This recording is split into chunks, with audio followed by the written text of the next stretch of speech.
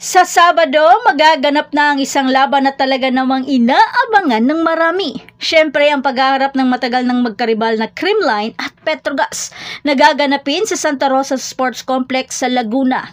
Ang dalawang koponan ay parehong may mga championship experience at ito ay isang mahalagang laro na maaaring magtulak o magpabagal sa kanilang mga hangarin na makapasok sa semifinals sa Premier Volleyball League All-Filipino Conference. Ang Cool Smashers na bumawi mula sa dalawang set na pagkatalo laban sa Signal HD Spikers at ang Gaz Angels naman na dinomina ang Capital One Solar Spikers ay parehong nagpapakita ng kanilang lakas sa court. Ngunit ang tanong ng lahat, sino kaya ang magwawagi sa pagtutuos na ito? Yappari kimi no koto suki da. Kono saki mirai ge do naru ka nante.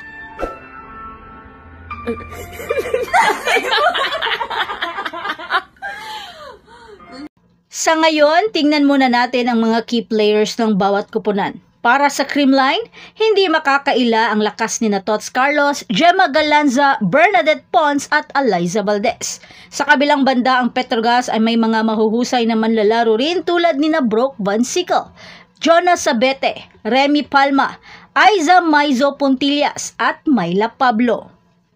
Ang laban na ito ay hindi lamang pagpapakita ng individual skills, kundi pati na rin ang pagkakaisa at chemistry ng bawat koponan.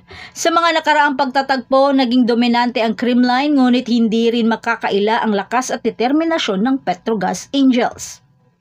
Ang susunod na panalo ng Creamline ay magtitiyak sa defending champion na manguna sa pwesto sa team standing na naglalapit sa kanila sa isa pang pagpasok muli sa semifinals.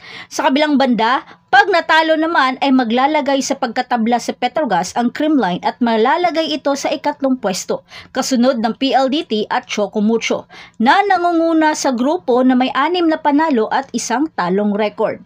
Samantala, ang Flying Titans na may mas magaan na gawain sa paghabol ng ika-7 panalo habang sila ay makakaharap ng bagong sultan na Solar Spikers na mayroon lamang 1 panalo sa 7 laro at yan ay sa alas 4 ng hapon.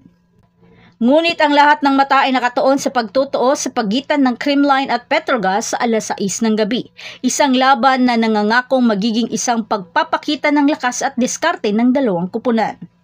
Samantala, ang Creamline ay magiging motivated din na bumawi mula sa isang masakit na pagkatalo sa Cheritigo noong March 16 na ginanap rin sa Santa Rosa Arena kung saan dati nang nagtamasa ang Cool Smashers ng mahabang winning streak. Sa kabilang banda, ang Akari at Galleries Tower na may magkatulad na 2 panalo at 5 talong record ay sabay na magpapatalsik sa isa't isa mula sa karera ng semis sa alas 2 ng hapon. Pero ang mabigat na tanong, sino kaya ang magwawagi sa dalawa? Mahirap magbigay ng hula, ngunit isang bagay ang sigurado. Ito ay magiging isang laban na puno ng aksyon at emosyon. Kaya huwag kalimutang panoorin ang laban sa Sabado at bumalik dito sa ating channel para sa post-game analysis at sa iba pang volleyball news.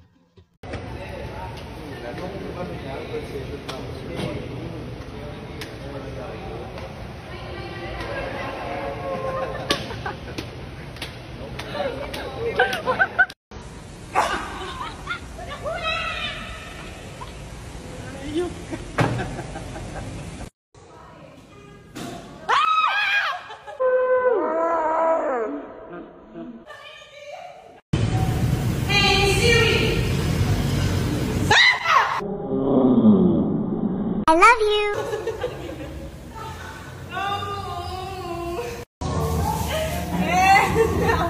Please, nahirap na ako! Nagtatawarin mo pa ako, what a friend! She's giving her friends a room here in our hotel. And there's a big ref. 2 doors. And the first floor. Yappari kimi no koto suki da. Kono saki mirai ge do naru ka nante.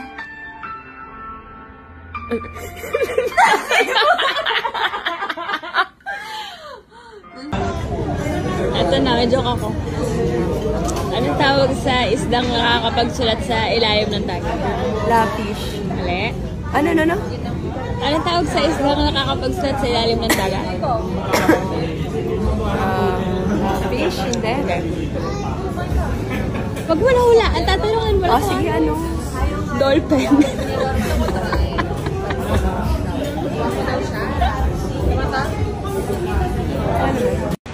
Dito lang oh.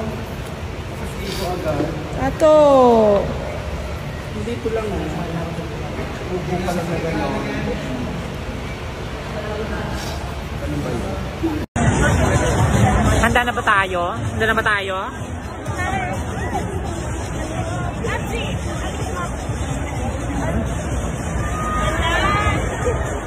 Mamsi! Sana!